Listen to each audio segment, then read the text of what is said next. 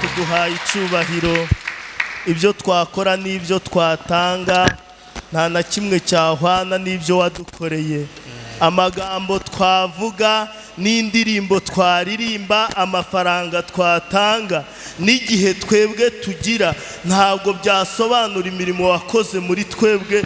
Tuguhaye icyubahiro. Ntibyasobanura uburinzi wadushyizeho mu rugendo kuva i Butare kugera hano. Ntibyasobanura uburinzi washyize kuri iri torero rya hano muri iki cyumweru cyose. Ntibyasobanura urubyaro watanze. Ntibyasobanura indwara wakijije. Ntibyasobanura imirimo ikomeye wakoreye muri iyi nzu yawe. Niyo mpamvu twaje kugushimira, ngo tugushimira hera hawe, tugushimira imirimo n'ibitangaza wakoze mwami. Tuguhaye icyubahiro kuri data. Umuririmbyi ngo ni data wa twese mwiza kandi ahorana natwe. Tuguhaye icyubahiro kuri data wa twese mwiza. Dusengeye mwami umwanya w'ijambo ryawe tugiye kugezwaho na Sabudini wacu. Turakwingize kugira ngo umukoreshe aka kanya nawe. Amagambo ye nubwo ari Sabudini rwose ntiyasobanura ibyo wakoze, ntiyabasha kuvuga ibyawe neza. Niyo mpamvu dusenze kugira ngo uzuvugire muri we abe igikoresho, kubera ko ni we wenyine uzi iby'ubwoko bwawe bukeneye. Ni we wenyine uzi iby'imitima y'ubwoko bwawe ikennye muri iyi minsi.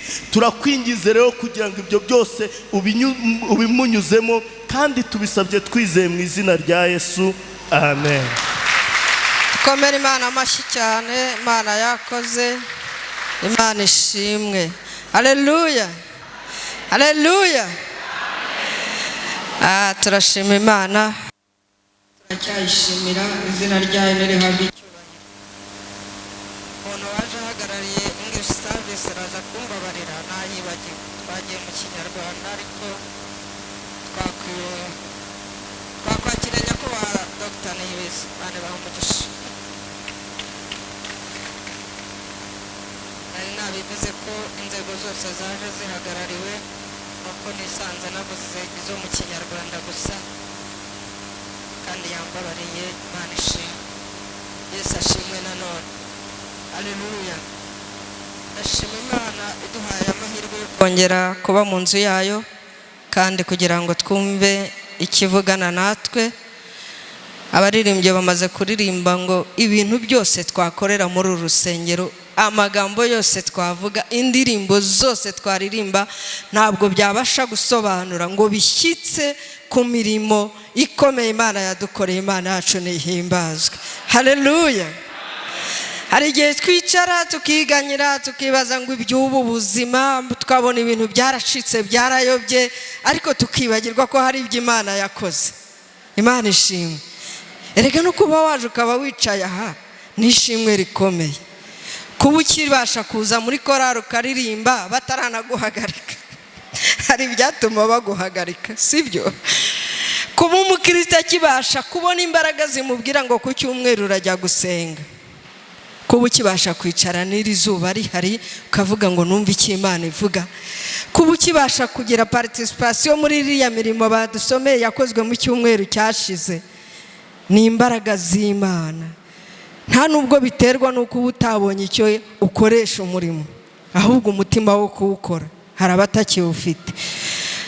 Ndashimira nyakubahwa pasitore, Imana bahe umugisha. Twarahamagaye turababwira ngo turumva twifuza kuza kubasura. Urugendo rutari rufite impamvu ifatika yari gutuma mureka izindi gahunda zanyu ngo mutwemerere ngo tuze. Kuriya mwatubonye twaje kwiga pe, kandi twabitangiye tukigera ahangaha. Murabizi turi Abanyabutare, kera bajyaga batubeshyera ko hari ayo tuvukana, ariko kwari ukubeshya. Ntabwo ari ukuri, ntabwo ari ukuri. ariko kwiga aho twize aho nanditse namaze kurenza page n'igice. Imana ishimwe, haleluya. Nize muri korari, nize mu miyoborere, nize mu miririmbire, nize muri twa tuntu twose n'utwo kurinda igihe nubwo natangiye ndondogora ariko nabyize, ahari nzagenda mbiparatika bize. Imana ishimwe. Maze kuhamagara pasiteri akanyemerera bakaduha ikaze, twatangiye kwitegura kuko iwacu twaricaye turavuga ngo nyamara hari abantu bigeze kudusura baratuganiriza akanya gato, kandi ibintu batuganirije byagize umumaro. Ntawe uragaruka i Butare ngo arebe. Ubu twarasirimutse, mwabibonye ko ntacyo tubaye cyane. Turashima Imana ko hari ibyo twabigiyeho kugira ngo tubashe gusirimuka. Turangije turavuga ngo rero abantu batubwiye tugakora bigakunda, uwajya kureba noneho kuri tera uko bimeze, aho ntitwakwiga cyane. Niyo mpamvu y'urugendo rwacu nta yindi. Turashima Imana rero ko mwadukinguriye amarembo n'abakristo mukabyemera. Buriya hari gahunda zahagaze kugira ngo tuze, cyangwa se hari n'utunota dushobora kuza kurengaho kuko twaba twariye umwanya. Hanyuma rero narababajije ntese ko mutwemereye kuza kwiga nta nubwo mwaduha imirimo? Barambwira batese mwabwiriza. Ndabwirane cyane rwose. Ndashimira Imana yuko mwatwemereye guhagarara kuri aka gatuti keza. Imana ibahe umugisha. Hanyuma bampaye intego muri kugenderaho muri no minsi ivuga ngo icyakora nubwo mwababazwa babahora gukiranuka mwaba muhiriwe. Imana ishimwe. Ntabwo nzi impamvu ariyo mwatoranyije. Iyacu y'uyu mwaka nidushishikariza kurushaho gukomeza gukorera Imana, kuko tuzi ko umuhati wacu atari ubusa ku mwami. Buriya hari impamvu yatumye muri iki gihe habaho iyi ntego, kandi n'ibice twasomye abatabyibuka twasomye mu gitabo cyo gutegeka kwa kabiri igice ni cya 30 guhera ku murongo wa mbere kugera ku wa 10, kandi twasomye mu rwandiko rwa mbere rwanditswe na Petero igice nacyo ni cya 3 guhera ku murongo wa 8 kugeza ku murongo wa 18. Ibi bice byombi biravuga ibijyanye n'iyi mibabaro, ariko ni imibabaro y'uburyo bubiri butandukanye. Hari imibabaro twabonye mu isezerano rya kera, Abisirayeli bagiye bababazwa, ariko icyatumaga bababazwa cyangwa batwarwa n'andi mahanga akabagirira nabi ngo nuko babaga barateshutse ku nzira yo gukurikira Imana, ngo bagahindukirira Imana batazi bakazikubita imbere. Imana ikabahana mu maboko y'abanyamahanga.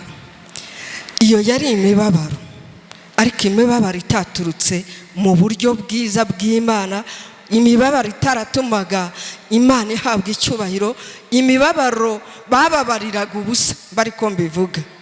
Ariko mu gice twasomye uhereye kuri uriya murongo wa mbere mu gice cya 30, Imana yari irimo yongera ibakebura, kuko iyi mibabaro iragaragara mu gice cya 29, cyane cyane uhereye ku murongo wa 21 kugera ku murongo wa 27, aho Imana yavugaga ngo abantu bazaza aha bakareba uburyo igihugu cyanyu cyabaye n'abana muzabyara, ngo bazabaza ngo ni iki cyateye Imana kugira ubu burakari butuma iki gihugu kirimburwa bene aka kageni.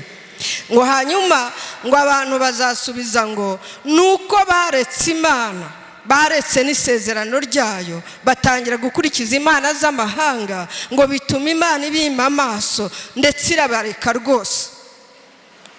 Imana itugirire neza. Ariko guhera ku murongo wa mbere Imana iri kubibutsa ngo yamigisha n'imivumo bya bindi byose nimumara guhura nabyo, ngo hanyuma mugahindukirira Imana yanyu, mukaza mukayishakisha umutima wanyu wose, ngo Imana izabagarurira abanyu batataniye mu mahanga, ngo ndetse izabagwiza mu rute n'abasokuruza banyu, ngo izakura mu mitima yanyu bituma ikomera ntiyumvira Imana, ngo mwebwe n'urubyaro rwanyu, ngo kugira ngo mubone uko mukundisha Imana umutima wanyu wose n'ubugingo bwanyu bwose n'ubwenge bwanyu bwose, ngo kandi izagwiza cyane ibibava mu maboko. Imana ishimwe, haleluya. ngo ndetse izagwiza imbuto zo mu nda yanyu, ngo n'imyaka yo mu mirima n'amatungo yanyu azagwira, ariko nimuba mwashakishije Imana umutima wanyu wose, ngo kuko iziyongera yishimire kubagirira neza. Imana ishimwe, haleluya. Izongera yishimire kubagirira neza, ariko nituyishakisha umutima wacu wose. Muri kiriya gice cya kabiri twasomye, ndabizi neza yuko hano ni Kigali, ntabwo ari nk'iwacu mu cyaro, muba mwabashije kubyumva neza ibyo mwasomye. Niyo mpamvu mubona ntari gusoma, cyo koza murambura Bibiliya kugira ngo muze kureba ko ibyo mvuze ari byo byanditse muri Bibiliya. Igice cya kabiri cyavugaga ngo ni urukundo, tugomba gukunda abavandimwe, ngo n'uburyo twihanganira akarengane. Ntabwo nzi impamvu Petero ari kwandika yabijyanishije, ariko mu gice cyabanje ari icya kabiri ndetse n'icya mbere guhera ku murongo wa mbere kugera ku wa 7 byerekanaga inshingano z'abantu. Hari inshingano z'abagaragu kuri shebuja, hazamo n'inshingano z'abo mu rugo, n'uburyo umugore n'umugabo bagomba kumererana, uburyo umugore agomba kugira ingeso nziza zireshya umugabo we kugira ngo nubwo yaba ari umupagani ahindukire rwose.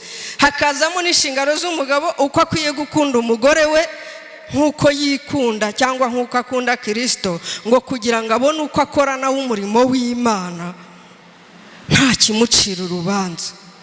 Hanyuma Pawulo ahita yandika aravuga ati rero ibisigaye mwamaze kuzuza ibyo mu rugo, mwamaze kugandukira abategeka, mwamaze gukora bya bindi byabanzaga imbere hejuru by'inshingano, ndetse ngo no kugira ingeso nziza hagati y'abapagani, ibisigaye nk'abavandimwe.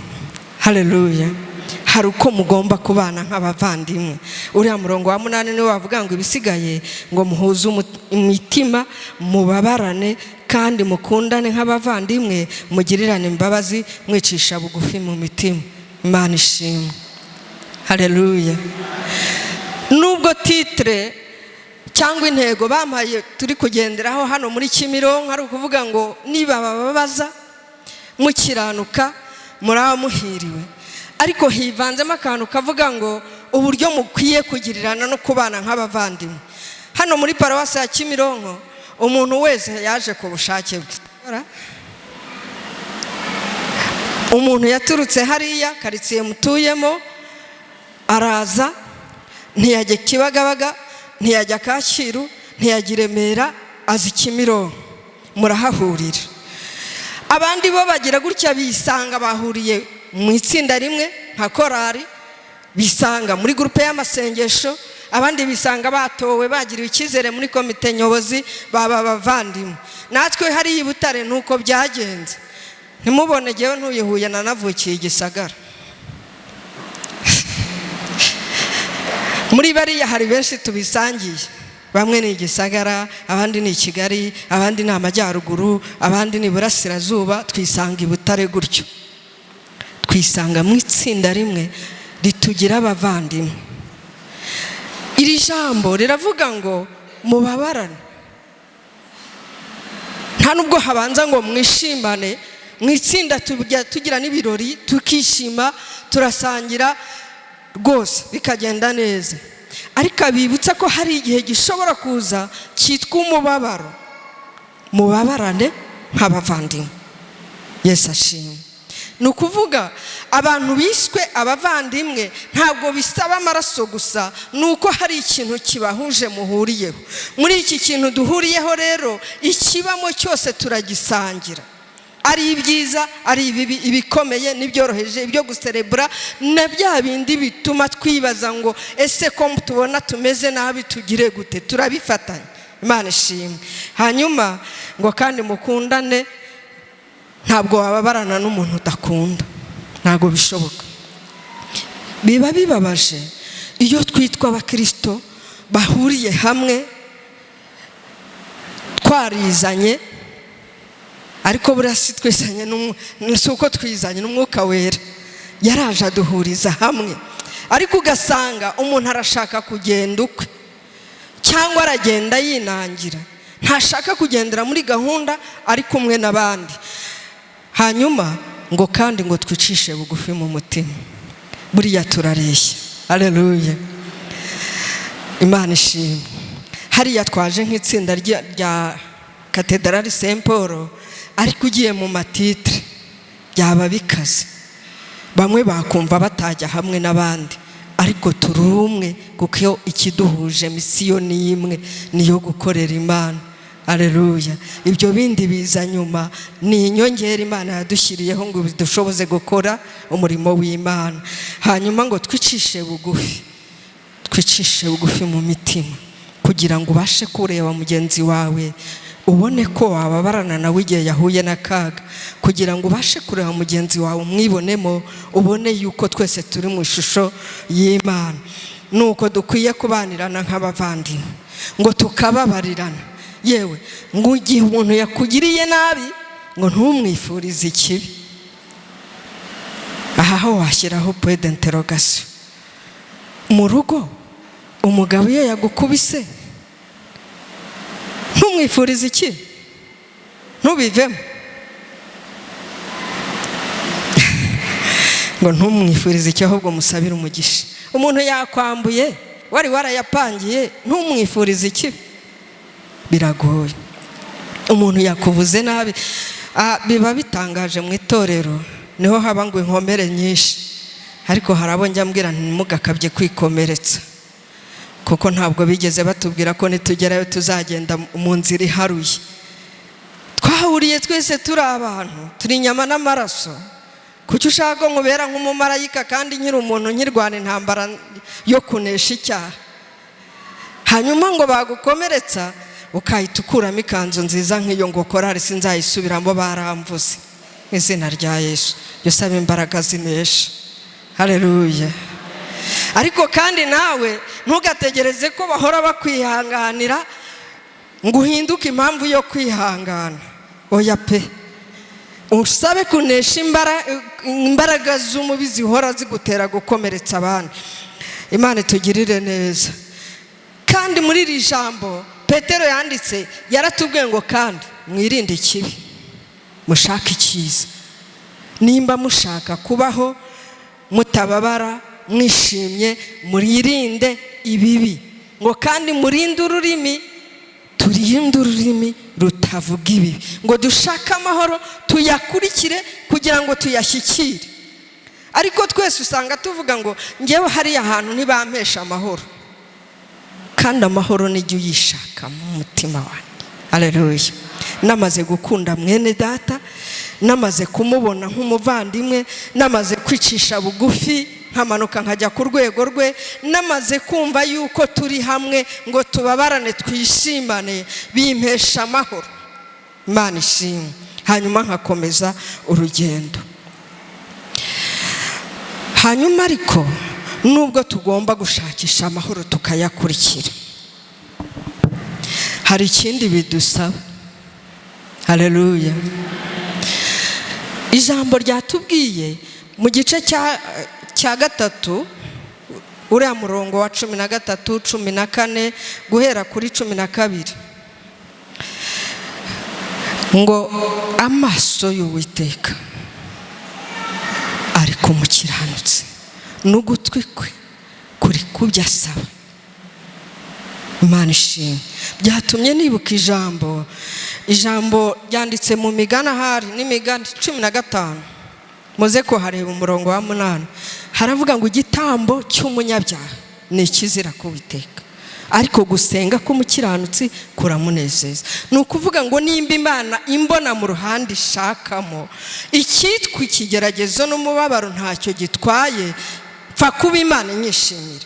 Ariko nimba nibwira ngo ndi mu kigeragezo, gukubita amavi hasi gusa ndi kubwira Imana nzi neza ko ndi umunyabyaha, mba nongereye uburemere bw'ikigeragezo.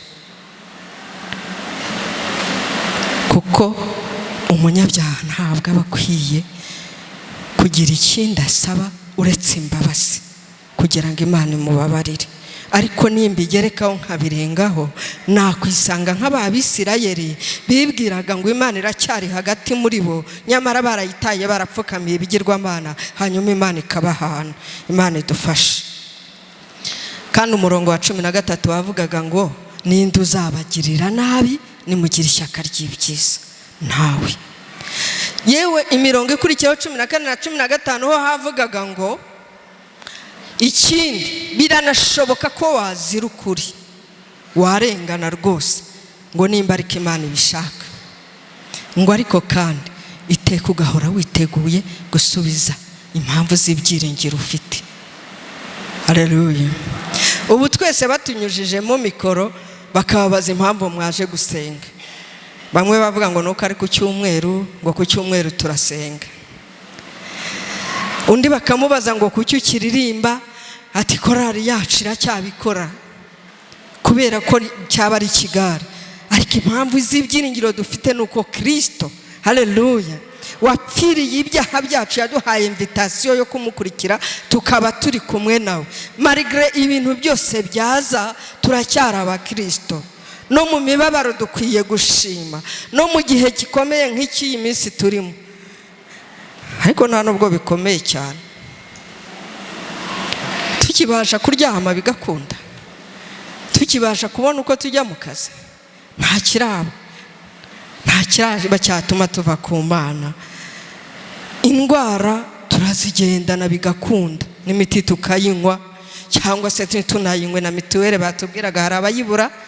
Ariko ugifite umwuka ugihumeka, haba hakiriho ibyiringiro ko Imana yakugirira neza. Haleluya.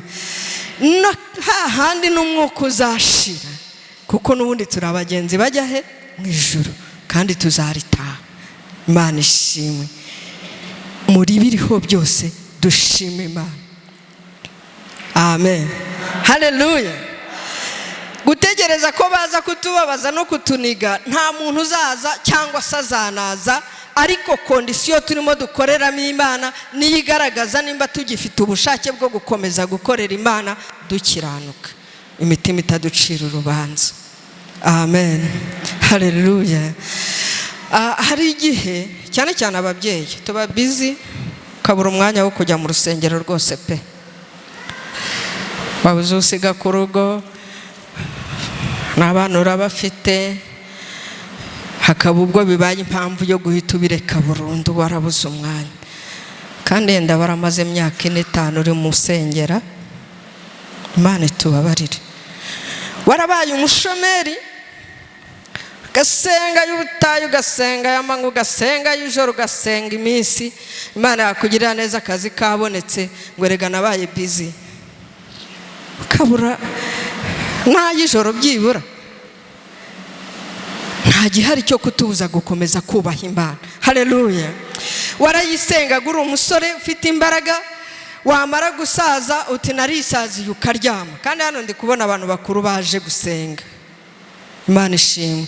Hari umubyeyi twagendanye, aratubyaye cyane kuko aruje ukuruje, ariko aracyakora umurimo w'Imana tukamureberaho.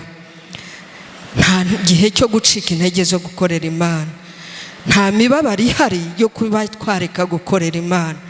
Ahubwo rero nahoze nibaza ngo ngewe twebwe twese twibaza ikibazo ngo ibihe ndimo uyu munsi birarushaho kunsunikira ku Mana cyangwa byayinkuyeho? Ibyo nita ko ari ibigeragezo biri kumfasha iki? Birarangira nk'iby'Abisirayeli bavuye ku Mana, cyangwa se byibura biratuma ndushaho gushakashaka Uwiteka ngo nongere mugarukire ndebe ko yangirira neza? Simvuze ngo ibyo twahura nabyo byose ni ibihano by'Imana, oya ntago ari ibihano, ariko Imana igacishamo ngo ibone kugukurura kwiyegereza. Reka ko Imana yagucishirijemo ke kuba impamvu yo kuyigukuraho, ahubwo kaba impamvu yo guhamya ibyiringiro ufite kutazava Kristo uko byamera kose. Haleluya. Ntabwo tuzamuvaho uko byamera kose. Amen. Niwe watugiriye neza, niwe watuzanye, niwe waducunguje amaraso. Ibyaha byacu ntibyari kubabarirwa n'umuntu. Umuntu arakurebera mu ntege nke zawe akaba yaguciraho iteka, ariko Imana Kristo aracyateza amaboko ngo nubwo mwahuye n'ibyo byose, nubwo mwanagiye kure yanjye, nimunshakana umwete wanyu wose, nishimira kongera kubagirira neza. Haleluya. Pawulo yaranditse mu rwandiko rwa kabiri rw'Abakorinto, arababwira ngo igice cya 4 umurongo ni wa 16 kugera ku wa 18, hari igice cya 4 muze kuhasoma. Abakorinto urwandiko rwa kabiri avuga ngo uku kubabazwa kwacu kw'akanya ka none kw'igihwayihwayi ntabwo kwaturutira ubwiza bw'iteka tuzahabwa, ngo niyo mpamvu tureba ku bitaboneka, kuko ibiboneka ni iby'akanya gato. Haleluya. Hanyuma tugasiga ibiri inyuma, tugasingira ibiri imbere, kugira ngo tuzabashe kubana na Kristo mu bwiza. Haleluya. Haleluya. Birashoboka mwene data ko hari ibintu biri kukugerageza uno munsi, wanasenga ukabona Imana ntabwo irimo isubiza, wanareba mu nshuti ukabona ntawe urimo agufasha, rimwe na rimwe ukanavuga ngo barandetse, ntawe kuretse, bafite ibyo barwana nabyo. Ariko mu rwandiko rw'Abaheburayo igice cya 2 umurongo wa 18 haravuga ngo ubwo yageragejwe atyo abasha no gutabara abageragezwa bose. Haleluya. Hari umuntu umwe rero wenyine wo guhanga amaso. Amen. Hari igihe umuntu akwizeza ibintu yumva azabishobora, ariko bikagera igihe cyawe cyo kumukenera nawe kamubayeho atakibishoboye, cyangwa atagifite n'umutima wo kuba yafasha. Nabyo birashoboka. Kavuga ati ntawamenya nanjye ejo byambaho, uranteye mama we, nayakoraho nkayamuha, uriya muntu ukennye kuriya yazayansubiza se? Nawe akajya mu mibare. Ariko kwa Kristo, haleluya, uretse n'iby'uyu mubiri n'iby'ubugingo yarabikemuye, n'ibyaha byacu yarabipfiriye. Arangiza atega amaboko aravuga ngo mwese abarushye n'abaremerewe ngo musange ndabaruhura. Haleluya. Ziriya nkovu zo ku musaraba, iriya mibabaro ngo yari yanarungurutse harayibona, yashoboraga kubireka kiri mu ijuru ntaze, kuko yari yararebye abona twebwe abantu ntabwo dushobotse rwose, yashoboraga kutwihorera. Ariko aravuga ati ntacyo, ubwo nzi ko inyuma y'imibabaro ubugingo bw'abariya abantu nzabucungura, nkabuzana nkabwireherezaho. Arangiza aravuga ati rero mwese abarushye n'abaremerewe nimuze munsange ndabaruhura, mwemere kuba abagaragu banjye munyigireho. Kandi Jemba mbona n'umurimo w'Imana udakomeye. Uzi yuko Kristo avuga ngo ababishaka, ababyemera nimuze, nta gahato karimo. None se amategeko yandi tugendera uhereye no mu ngo zacu ntaba ari itegeko, nutabikora urabona igihano. Ariko Kristo aravuga ngo nimuze. Amen. Iyi mibabaro yavugaga nitubabariza kugira ngo ubugingo bwacu bwezwe, nitubabariza ngo umurimo w'Imana ukomeze ujye mbere, nitubabaza ngo tugire ibyo twigoma dukomeze dukora umurimo, kuko tuzi ko hariho ingororano. Amen. Niyo mpamvu Pawulo yabwiye Timoteyo igice cya 4 mu rwandiko rwa 2 guhera ku murongo wa 5 kugera ku wa 8, amubwira ngo hari igihe kizagera abantu babe baragomye rwose, batagishaka n'inyigisho z'ukuri, bashaka izijyanye n'amarari yabo, ngo ariko wemere kurenganirizwa ubutumwa bwiza, kugira ukomeze usohoze umurimo wo kugabura iby'Imana, kuko ari byishaka. Aranamubwira ati kandi dore nanjye buriya narwanye intambara nziza. Haleluya. Atariko nubwo narwanye intambara nziza, hari indi byo kwizerwa, ariko urabona yuko ubuzima bwanjye aho burimo bugana, atariko ndizera ko mbikiwe ikamba ryo Kristo azaha abamwizeye bose. Imana ishimwe. Atariko si jye jyenyine, n'abamwizeye bose iryo azaduha ku mperuka y'ibihe. Imana Data, ndagusaba ngo twese twumvire ijambo. Amen. Umuntu wese uhabwa igikombe, ntabwo mumaze iminsi mureba igikombe cy'isi? Ntabwo muzikibona?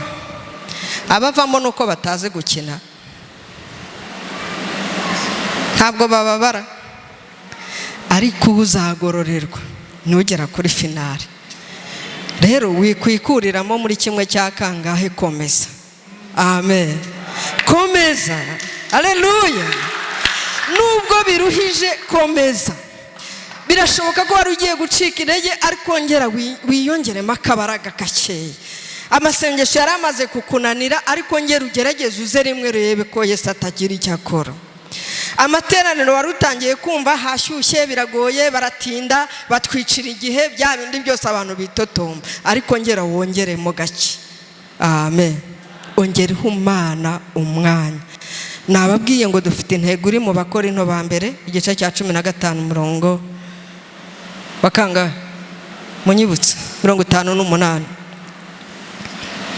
ngo bene data bakundwa, mukomere mutanyeganyega, murushaho iteka gukora umurimo w'umwami, kuko muzi yuko umuhati wanyu atari ubusa ku mwami.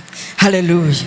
Ongera wibuka umuhamagaro, ongera wibuka ibihe urimo biri kugusunikira ku Mana cyangwa biri kuyigukura. Wongere wishakemo akabaraga, wongere uhaguruka ukomeze urugendo. Nimba ari icyaha, wongere ukihane, Yesu aracyari ku ntebe y'imbabazi. Wongere ushaka uko wakiranuka, hanyuma uzamura amaboko yera, nta mutima ugucira urubanza. Ibyakubabazaga biri mu byo Kristo yagiriye ku musaraba, azabirangiza rwose. Mwihangana bafite akabaraga, muhaguruke twisabira Imana imbaraga. Mana, turagushimira ijambo ryawe. Turabizi neza yuko nta na kimwe cyatubabaza utakizi. Dushobora kubabazwa ku by'uyu mubiri, ariko tuhababara cyane mu by'ubugingo igihe twakumva ko utakidukunze. Mana, igihe twakumva yuko twakuvuyeho ukatureka, utakitwishimira, byaba bitubereye akaga gakomeye. Tubabarire gukiranirwa n'ibyaha byose, maze utwongerere imbaraga zo gukora uyu murimo. Abaririmbyi ubongerera imbaraga, komite ya paruwase babandi watoye ngo batugende imbere, ubongerera imbaraga zo kurushaho gushaka gukora umurimo wawe. Kandi Mana, abanyamasengesho ubongeremo imbaraga, ubarinde gucogora mu gihe kigoye nk'iki. Yaho Satana dushaka nuko ubona twamanitse amaboko tukavuga ko bitagishoboka, ariko wongere utukore ku maso tubone ko bigishoboka. Wongere kudukumbuza ibyiza by'ijuru, tugaruremo ubugingo buzima, kandi utanga umugisha ku muntu wese wumvise ijambo ryawe. Uryagure muri twe mu izina rya Yesu. Amen.